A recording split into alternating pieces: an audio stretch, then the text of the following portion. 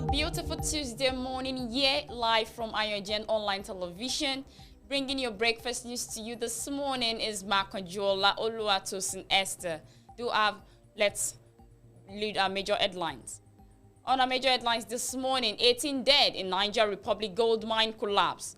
Sanwo-Olu calls for collaboration between police and Lagosians. On our political news this morning, Nasarawa APC stakeholders endorse Al-Makura for national chairmanship position.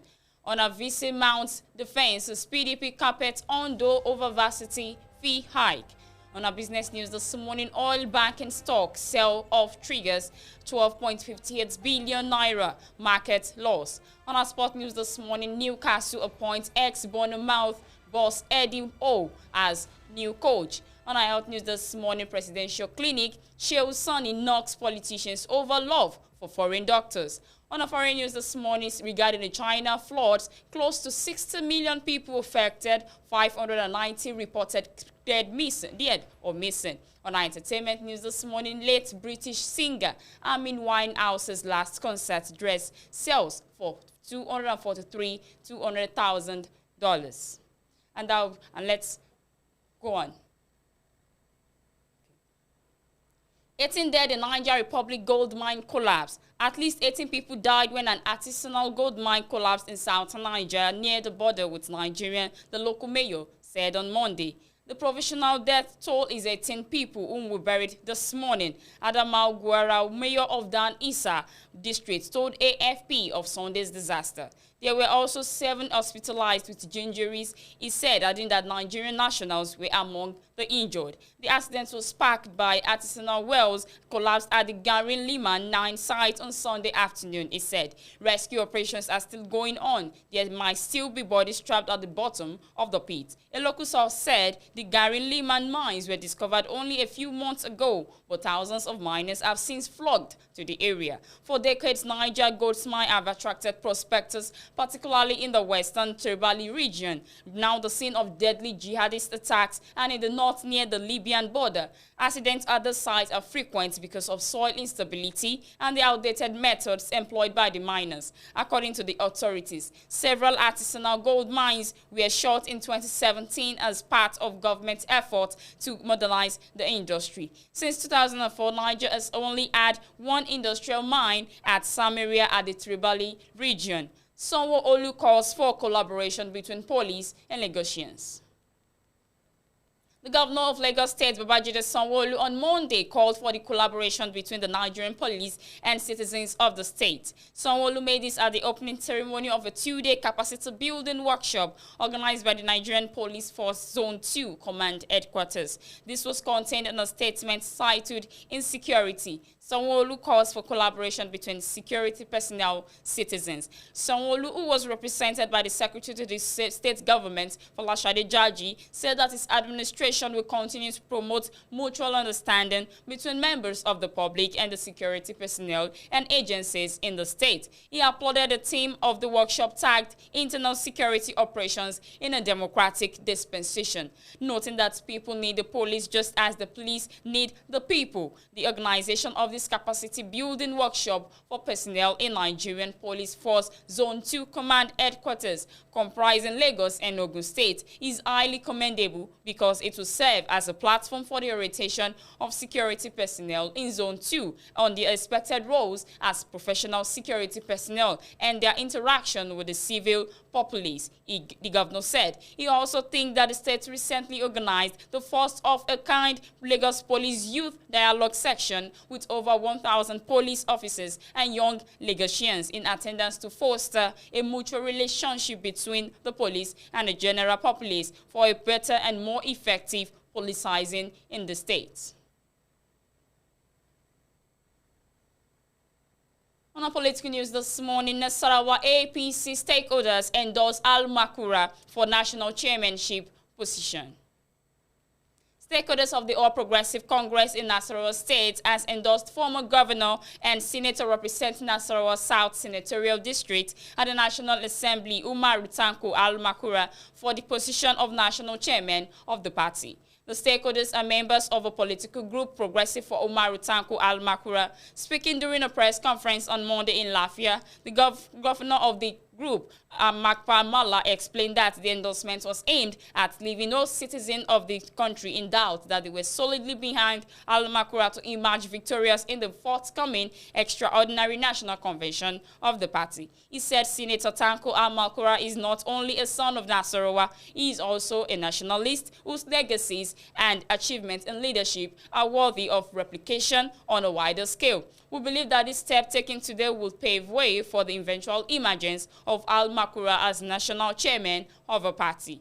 He appealed to the leadership of the party at the national level and other party leaders across the 36 states in the country to consider zoning the office of the national chairman of the North Central and make efforts to ensure that the former governor emerges victorious for the progress of the party. We are appealing to the entire leadership structure of our great party that in its much anticipated guideline for the forthcoming extraordinary national convention to consider zoning the office of the national chairman of the party to the central, due to the strategic position the zone occupies in the political permutation of the country, he added. Al-Makura had on 4th of October this year declared to contest for the position of national chairman of the APC and promised to do everything within his powers to ensure the progress of the party if elected into office. A correspondent ranging from reports that the lead party leaders are stalwarts ranging from representatives of the state working committee, local government working committees, world officials from across the state, serving and former official orders and elder statesmen graced the event. VC mounts defense as PDP carpet Ondo over varsity fee hike. The Ondo State chapter of the People's Democratic Party is kicked against the recent increase in the school fees of the University of Medical Sciences, Ondo. The management of the state-owned university recently announced the hike in the school fees by over 100% for the 2021-2022 academic section. The development has been generating various divergent views from stakeholders. The opposition party, in a statement issued by the Publicity Secretary, Mr. Kennedy Perete in Akure, on Sunday said there was no reason for the state to increase the school fees, considering the current economic challenges the state was facing. The statement was titled, "Hike in Ondo Medical School Fees, a notice for parents to withdraw their children." It read, "The recent astronomical hike in the fees payable by students in the Ondo State government-owned University of Medical Sciences owned by the government is a silent notice to parents who cannot afford the new fees regime to withdraw their children." Mr. Rotimi Akeredolu has never hidden his penchant for increasing fees in tertiary institutions since he assumed the leadership of the state. It added that the Adekunle Ajasin University Akungba, Akoko, and Olusegun Agagu University of Science and Technology Okitipupa had suffered serial closures over students protesting bordering on fees hike. It had lamented that the Rufus Giwa Polytechnic Owo had shrunk to a student population of 1,753 from over 9,000 due to fees increase. On our business news this morning, oil banking stock sell-off triggers 12.58 billion naira market loss. The Nigerian stock market lost 12.58 billion naira last week as investors took profit in oil and gas, banking and consuming goods stocks. The all-share index of the Nigeria Exchange Limited dropped by 0.06% to close the week at 42,014.50 basis points from 42.14.50 BPS the previous week, while the market capitalization fell to 21.93 trillion naira from 21.94 trillion naira. All other indices finished lower with the exception of Main Broad, NGX Insurance, and NGX Meji Growth, NGX Lotus 2, and NGX Industrial Goods indices, which appreciated by 0.32%, 0.99%, 0.09%, and 0.15%, and 0.88% respectively, while the NGS ASEM index closed flat. The NGS banking, oil and gas and consumer goods indices dropped by 1.73%, 1.63% and 0.74% respectively. A total turnover of 1.428 billion shares worth 12.37 billion naira in 23,987 deals were traded last week by investors on the floor of the NGX, in contrast to a total of 3.001 billion shares valued at 34.547 billion naira that exchanged hands in 25,932 deals the previous week. Measured by volume, the financial services industry led the activity chart with 1.01 billion shares valued at 7.99 billion naira traded in 12,208 deals, thus contributing 70.75% and 64.60% to the total equity turnover volume and value respectively. The conglomerate industry followed with 94.73 million shares worth 207.83 million naira in 878 deals. In the third place was the consumer goods industry with a turnover of 62.78 million shares worth 1.326 billion naira in 3,814 deals.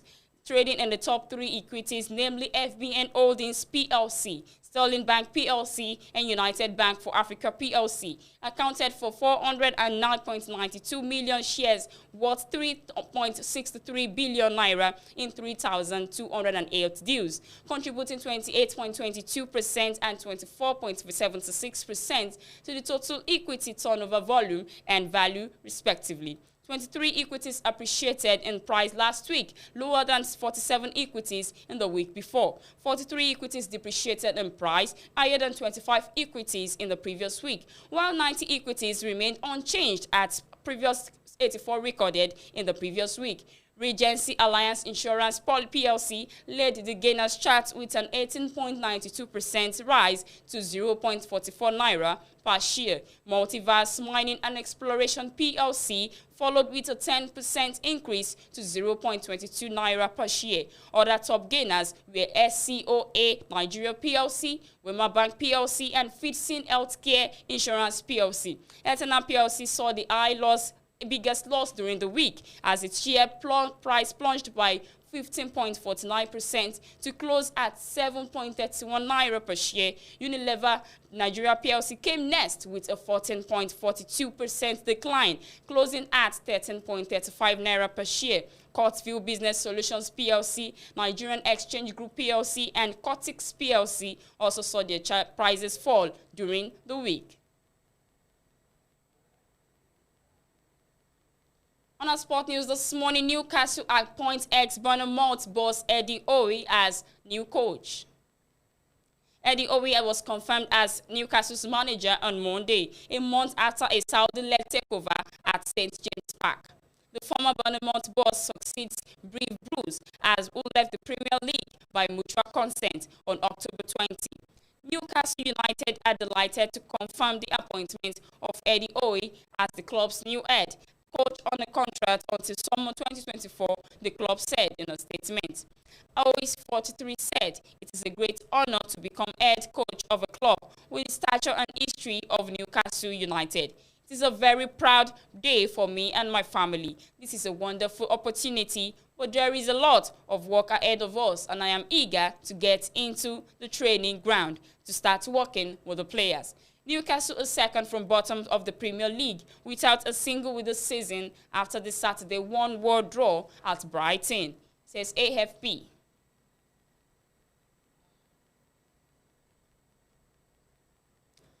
On our health news this morning, presidential clinic shows Sani knocks politician over love for foreign doctors. The former senator representing Kaduna Central, Shehu Sani, has ridiculed politicians for their love of foreign doctors and medical tourism. Sonny said via his verified Twitter handle on Monday, stating that the presidential wing of the State House Clinic, which is undergoing an upgrade, would not stop the obsession with foreign doctors and clinics. He wrote, no matter how much is spent to upgrade and equip the presidential clinic, it will never change their obsession with foreign doctors and foreign clinics. On Monday, November 1, the President's Chief of Staff, Professor Ibrahim Gambari, inaugurated the construction of the State House Clinic Presidential Wing on November 1, 2021. Before the inauguration, the Permanent Secretary, State House, Umar Tijani, had disclosed that the President had approved the construction and equipping of a 14-bed space presidential clinic at a cost of 21 billion naira. On the foreign news this morning regarding the China floods, close to 60 million people affected, 590 reported dead or missing. In Beijing, as many as 590 people died or went missing in China from January to October this year due to flood-related disasters which affected 58.9 billion people in the country. China's Ministry of Emergency Management, MEM, said on Monday, authorities said 3.5 million people needed emergency authorities relocation and 203,000 houses collapsed, resulting in direct economic losses of 240.6 billion yuan, China's Global Times newspaper reported. Zhou Sewen, a deputy head of China's Ministry of Emergency Management, MEM, revealed the statistics at a press conference on Monday. The publication said that the Chinese authorities have issued a total of 2.186 billion yuan in central relief funds for natural disasters and allocated 350,000 central relief supply items to meet the demands of affected people. The emergency ministry said it has constructed a rescue force system since it was established in 2018, including over 3,000 professional rescue teams at the national level, specializing in disasters and other expertise. According to Zhou, local governments have been urgently repairing local infrastructure, processing the safety identification of damaged houses, and harvesting autumn grain. Moreover, the MEM is helping local governments to draw up post-disaster recovery and reconstruction plans. Global Times. Some provinces with better conditions should complete the construction of collapsed buildings, houses before Spring Festival early in the next year, Zhou added. On entertainment news this morning, late British singer Amy Winehouse's last concert dress sells for $243,200. The dress singer Amy Winehouse wore for a final performance sold Sunday for $243,000, 16 times its estimated value, as part of a trove of memorabilia from the late diva's live auction in California. Winehouse wore the green and black bamboo print dress at a concert in Belgrade in 2011. A month later, on July 23, she died from acute alcohol poisoning. She was 27. Her death was culmination of a lengthy and often very public struggle with alcohol and drugs. The dress was the highlight of an 800-item collection of personal effects, ranging from bras and DVDs to books and makeup that were sold by Winehouse's parents, Mitch and Janice. The entire collection brought in $4 million, twice the original forecast, according to auction houses Julien's, which managed the sale that ran from Saturday to Sunday. Of course, there are fans and museums and collectors all over the world that will want to own some of these items, care for them, show them at museums, keep our legacy and memory alive. At the same time, raise some money for the foundation, Martin Nolan of Julian said ahead of the auction. The proceeds will go to the Amy Winehouse Foundation, which supports vulnerable young adults struggling with addiction. All of these dresses represent Amy, fantastic musician, songwriter, but also a fashion icon, Nolan said. Multi-Grammy award-winning Winehouse, whose seminal and soulful 2006 album Back to Black is counted as a modern classic, often spoke of her personal experiences battling alcohol and drug addiction. Another highlight of the sale was the heart-shaped handbag custom-made by Musiciano the Winehouse used at the 2007 Brit Awards, which sold for $204,800. Many of the other dresses she war-in performances sold for between $12,500 and $150,000. The 400-plus page catalog put together by Julians was a walkthrough of the singer's influences and careers, but also a distinctive retro style that made her fashion icon. And that will be that on our breakfast news. Do stay with us. We'll be right back shortly.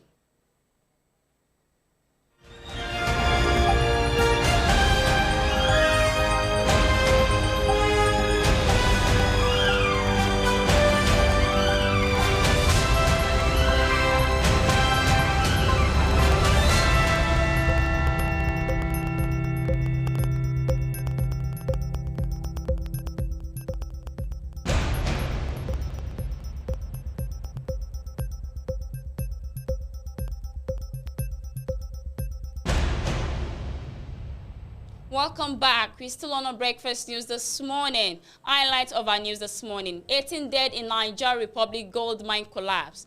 Sanwo-Olu calls for collaboration between police and Lagosians. On our political news this morning, Nasarawa APC stakeholders endorse Al-Mukaru for national chairmanship position. VC mounts defense as PDP carpet Ondo over varsity fee hike. On our business news this morning, oil banking stock sell-off triggers 12.58 billion naira market loss.